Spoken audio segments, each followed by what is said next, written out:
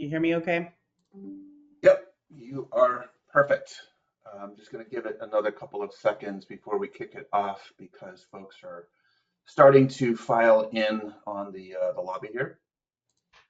Um, Thank you all for joining us on this topic of how Merck Sharp and Dome self-funded their digital transformation, starting with cold chain. I think we've got a great subject here to dive into, which is very timely. We've got two presenters today, Ruud van der Geer from Merck Sharp and Dome, based in the Netherlands.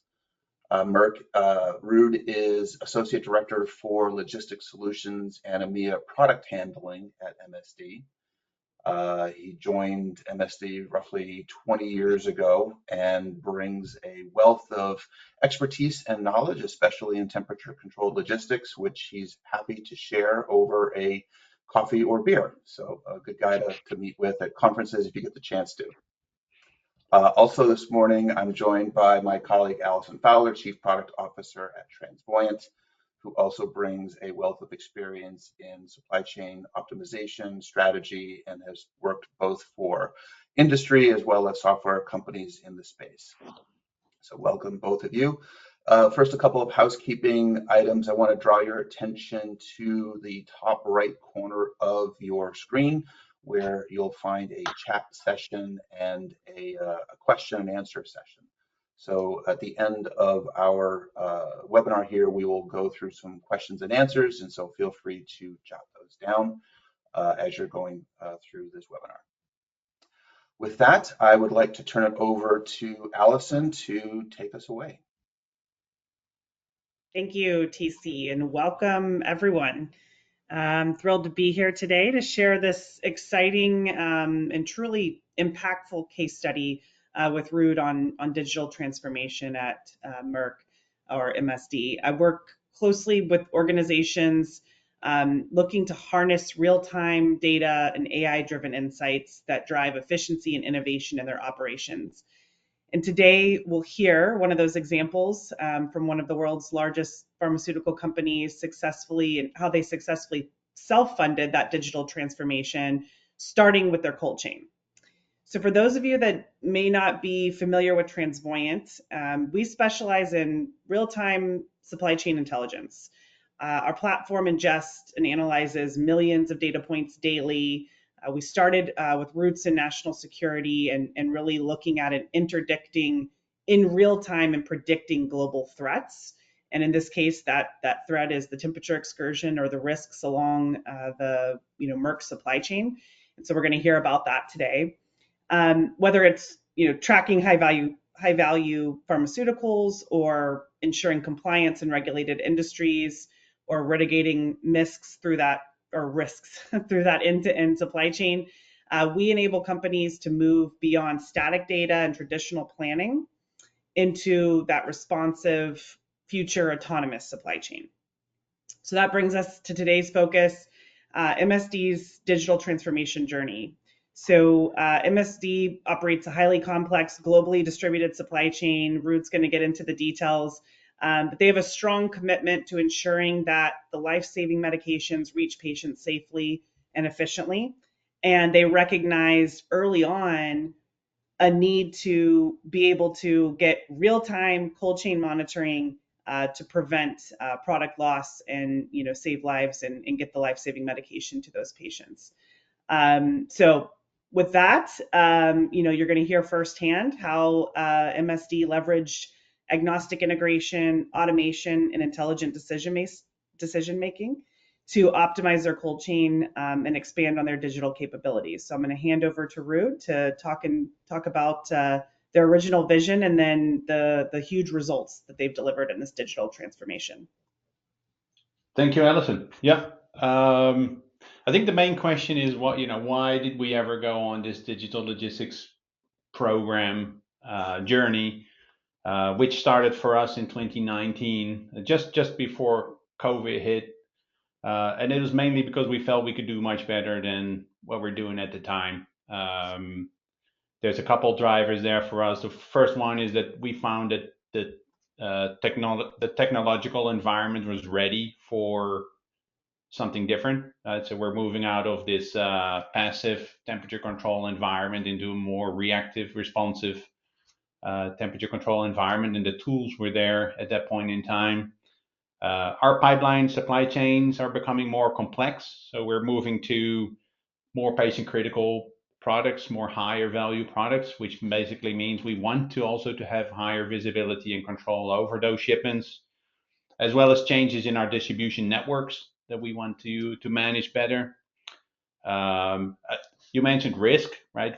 Be able to respond to more disrupt or better to disruptions. We're seeing a lot of those disruptions after COVID and during COVID as well. Even in supply chain, could also be geopolitical potential strikes, which we're now monitoring and responding to. But then also it's about liability and insurance of our shipments. Like if just to be able to identify um, where our liability stops, where does the customer liability start. So overlaying that data and being able to have those discussions too, sometimes overlooked. We identified in our journey in developing our digital logistics program six, I say, key deliverables. Um, and we start with the obvious one, right? So the obvious one is alerts in real time. We wanted to see what happened in real time. So adding IoT devices, partnering with, we partner with Controllant here in monitoring those alerts and alarms in real time, and secondly, be able to respond. So have the ability to intervene when things occur, intervene swiftly as well. So that means you need an internal and external data integration with your forwarders to be responsive. So that's what we build. And then thirdly is that we went into customer reporting and advice. So our customers were typically in the blind on what happened in supply chain.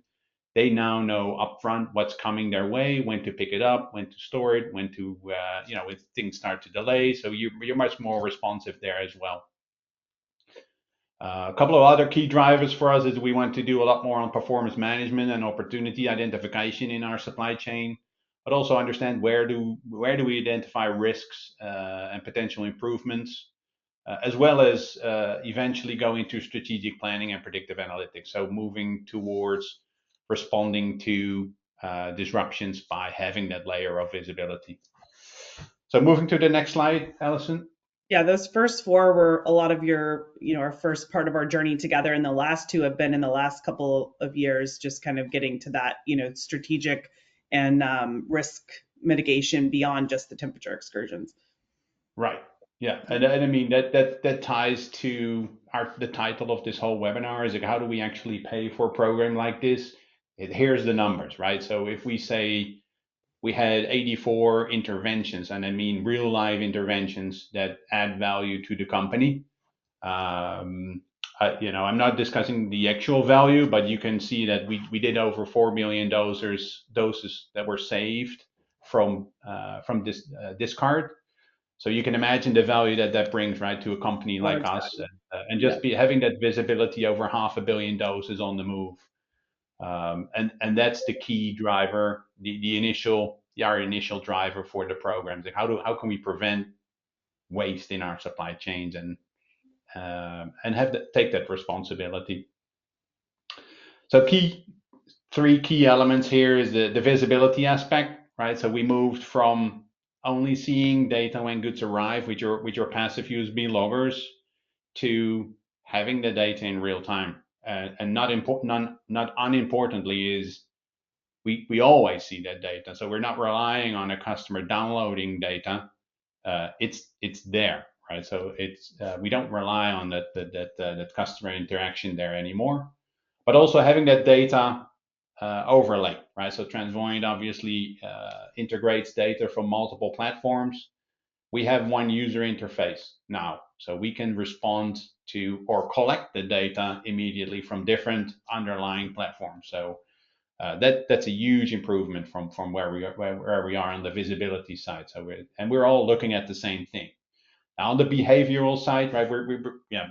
We become a proactive, so away from being a reactive. We can now proactively respond, communicate proactively, which we do a lot.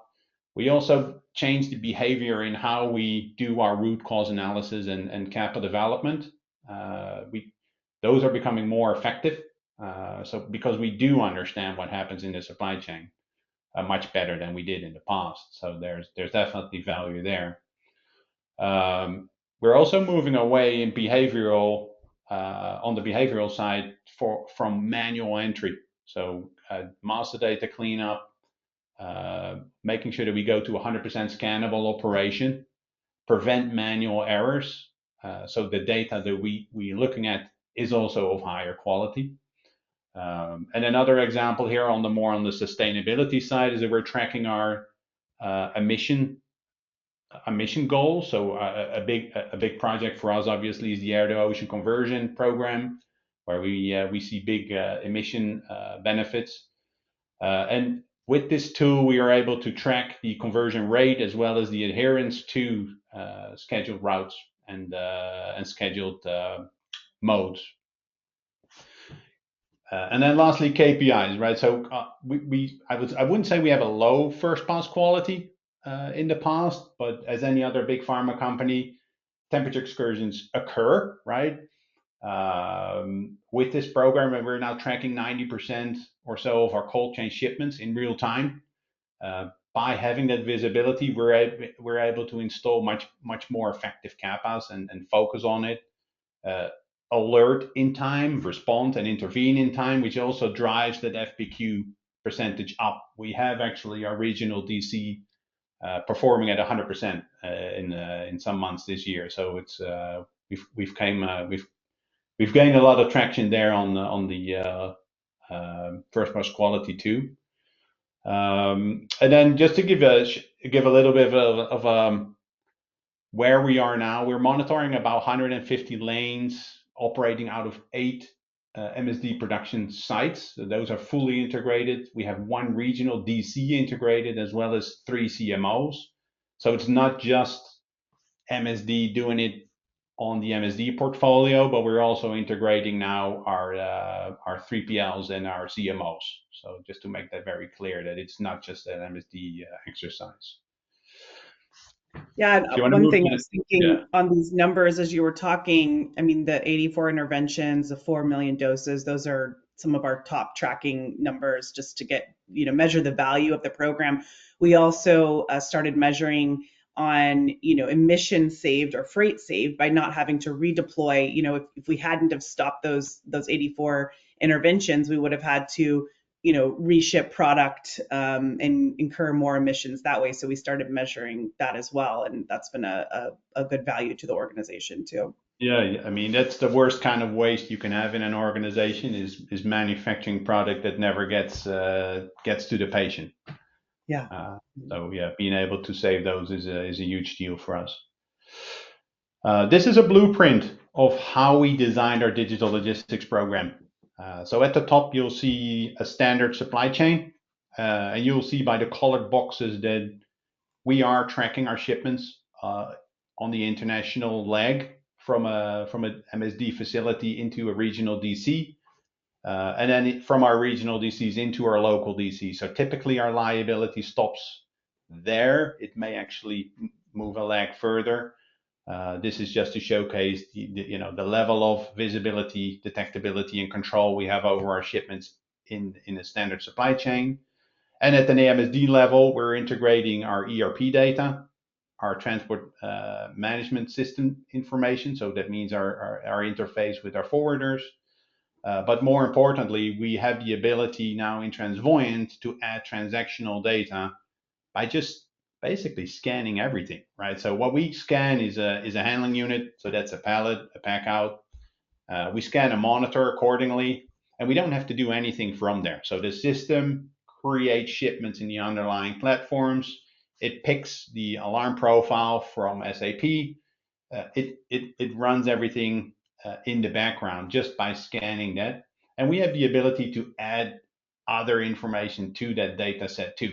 So we're piloting, for example, scanning container IDs, right? So by saying I'm scanning a container ID and then pulling that information in from the container as well into the platform. from the underlying supplier platforms too. So we're just expanding on the data set. You even And have, some of your expanding our CMs, capability. some of Sorry? your CMs are doing this as well too, right? Some of your CMOs. Correct. Yeah, yeah, they do the exact same thing. So the scan operation is a very, I would say, straightforward exercise, right? We have a one tile in Transvoyant that allows us to scan information, and that's the user portal for anyone. That it could be a CMO, a 3PL, a Merck site, which makes us very agile and flexible. Because even if we change a lot in the background, so we may change a product, a device type, a container type, the shop floor process remains the same, which I mean, I found a very, very strong element of what we do today. Like our users don't need to change anything. Our processes don't need to change.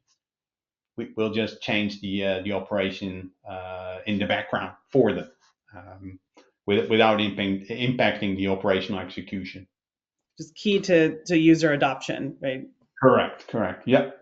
And then if you look into beyond, so beyond where we are today, like how do we create additional visibility, detectability control over the whole end-to-end supply chain, is by using the data set that we already have and then sharing that downstream.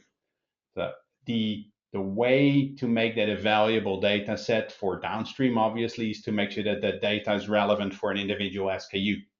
How do we make our shipment information relevant to our customers at an SKU level? Is integrating serialization. So that's what we did, right? We've now made a connection with our serialization database, and we have that as an additional data set into Transvoyant, which basically means that whatever I do in my shipment execution, I can overlay that data on an individual SKU on an individual pack level, which we can then share with whoever to improve their process downstream. We've done some effort there on with some of our partners. This is where we can really gain or grasp opportunities in reallocating product that is already out in the market, or eliminate a lot of the pharma wastage that we have as a world in the downstream process. And then finally, if you look at it into your supply chain on the next slide, you look upstream, you'll see there's opportunities to go upstream too, right? So this is where we look into strategic planning, right? So if we see things happening, so Transvoyant, I'll take the port strike example here. So we identify as a risk potential port strike in the US, right? We immediately see what shipments are planned to go out, what is their planned arrival time, and how do that align with our release processes, and how do we, at what point in time do we need to make a decision? And if we make that decision, how does it impact our supply chain? How does it impact our budgets? How does it impact even our sustainability efforts? That is now, we have that capability, and we're using that now to make some strategic planning decisions. You can argue that you can even automate some of the manufacturing decisions too, right? So you can reorder or re-trigger a manufacturing order too, based on whatever happens in the supply chain execution space. So that's just the upstream opportunities that we're continuing to build on. And then, I mean, I'd like to end this, Alison, by saying it needs to be clear to everyone that we're not using Transvoyant as a real-time monitoring platform or a geolocation platform. It's definitely more than that, right? It's an enabler for us to go to, for example, 100% scannable operation, to report out to our customers on where their shipments are, to work on strategic planning exercises, to go into sustainability reporting exercises. The business cases are plenty. And that's exactly what we have, is that we build an enabler based on our intervention capabilities, but that enabler is going to drive a lot of other strategic business opportunities. So therefore, we say, yeah, we have to partner with somebody that has the ability to be agnostic, to be agile, to be flexible, do it in a cost-effective manner too. And happy to say that as MSD, we found that partner in Transvoyant. So thank you for that. Yeah, thank you. That's great. Yeah, it's more than it started with the cold chain and the temperature excursions, and it's enabled a lot of other activities and efficiencies across your operations, and that gets to that, broader digital transformation that we've been able to deliver together. So appreciate your partnership in that. TC, we have questions. Yeah, I want to draw everybody's attention to the top right corner of your screen where there's an opportunity to post questions. I think, Rude, you've done a brilliant job of describing the journey so far, because so far folks aren't forthcoming with too many questions, so I might lob one in myself. Any sort of lessons learned about this journey? I think it's the obvious one. It always comes down to master data, master data. So, whatever you put in, you need to understand the input to understand the output in our system. That's a key learning for us, right? So take small steps. Make sure that whatever you plug in, you understand what the information you plug in, and also the information that comes out. So that's one, I think, more obvious one. I would say another one is be really ready for understanding what you're going to see. What we initially found is that when let's say we pulled the switch on Transvoyant, right, on day one, you start to see information flow in, which it's almost like somebody puts the light on in a room, right? All of a sudden you know what's in the room, but all of a sudden you start to see what's really in the room, and understanding what your supply chains are really like and where the risks really lie, and the misalignments, and how supply chain operation really works. Even though we tend to believe that we understand what's going on, it will be different once you pull the trigger, and you see what's happening in the world, right? With flights being rerouted, and containers being offloaded. And I'm not saying it's an additional layer of risk, because it's always been there in that way, but now having that piece of visibility, you have to be ready to also understand it and respond to it, which is a huge learning curve, especially when you initiate this program. Thank you. Appreciate that one. One more. How is this solution helping you with the current geopolitical challenges? Right. It provides us to have that visibility to what's out there, right? So it's all about responsiveness. It's difficult to respond to things that change every day, honestly, TC, but just to have the ability to respond also provides a level of comfort to you, right? So knowing the shipments that are planned, knowing the shipments that are on their way, knowing what's already out there, and being able to collaborate with our partners in our supply chain to respond properly on that. So being able to say stop a certain shipment, change the shipping mode, reroute, hold shipments, or accelerate other deliveries based on what we see happening. I think that's a powerful tool. I'm not saying that this is a flawless exercise, right? Mistakes will still happen, but it significantly reduces the impact of any geopolitical, I would say, geopolitical event that happens. Some examples like, the ILA strike, the Suez Canal, Right. Red Sea, some of the recent tariff as well. So it's a moving target, right? Whatever that risk or that event might happen, we're able, because we have that visibility and kind of Right. understanding of your flow and behavior. Yeah. I think an interesting one was, right, the container ship that hit the bridge in Baltimore. It literally took us 3 minutes to understand if we had a shipment on that boat, on that particular vessel, or anything that was heading that direction, which would otherwise, take days to figure out. It's a press of the button right now to be able to say, okay, what is the impact of this particular event to us?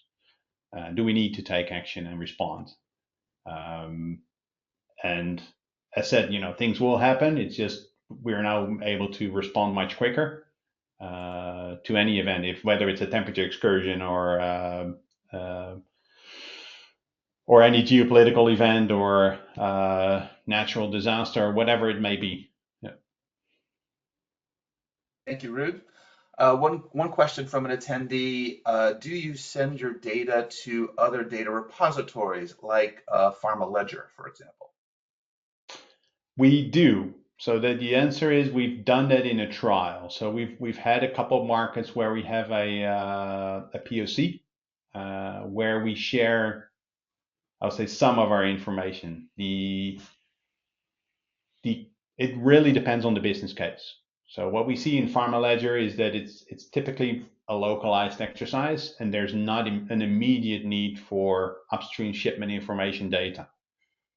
We always say it's readily available whenever you need it, but the business case is not there at that point in time that it requires us to start sharing data. We continue to express that we do believe that there are opportunities. So for example, right? We're the ability to track time out of refrigeration is something that we have available. I can tell you what happened on a particular SKU upstream, which could potentially help you with your downstream shipment execution, or we can look into testing on importation requirements. How can we have a discussion about testing on importation? Can we have a discussion on shipping conditions in market if we share stability data to prevent the use of single-use packaging, things like that. We're not there yet, but what I just wanted to point out is we have that backbone ready to do that. So it really depends on the willingness of a local market to integrate with us. Fantastic. And last question, just before we wrap up. I'm going to paraphrase this one a little bit. So what impact has the platform had on your QA release process, particularly around like streamlining, automating, like what impact has it had for the QA team? So not yet. So it's a good question. We have initially designed this to be a purely operational process and a purely operational platform. As MSD, we're in the transition to also make this a GXP environment and then allow all the data to be used for product release too. So our quality release processes still rely on the downstream platforms with our USB loggers, for example.